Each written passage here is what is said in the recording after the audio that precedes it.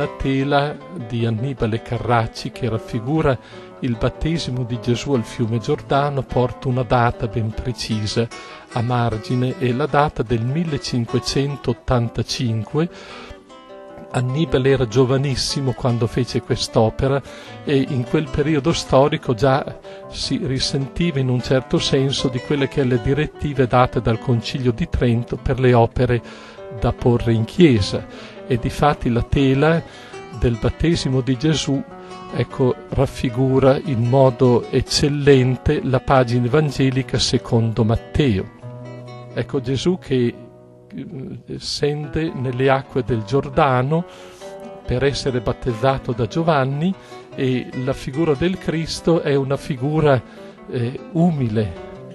Si vede proprio il momento della discesa in mezzo a noi fino a confondersi con i peccatori, lui che è innocente, il figlio di Dio che non ha bisogno di perdono, ma lui scende nelle acque del fiume Giordano per portare il nostro peccato, e difatti il pittore l'ha raffigurato chino, umile, sembra quasi che abbia un peso sulle spalle, ed è il peso dei nostri peccati. È il momento in cui il Padre lo rivela e lo manifesta. Difatti nella parte alta del dipinto noi vediamo la teofania, il Padre che, circondato da angeli in festa, che rivela l'identità di Gesù. La tela del Carracci ci manifesta il mistero della Trinità. Difatti l'altare era dedicato all'inizio alla Trinità e al San Giovanni Battista.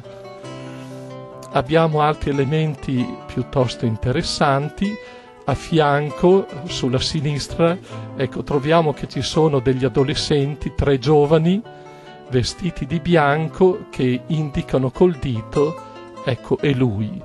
E il vestito bianco richiama in un certo senso il battesimo cristiano, l'abito nuovo, la vita nuova che ci viene donata.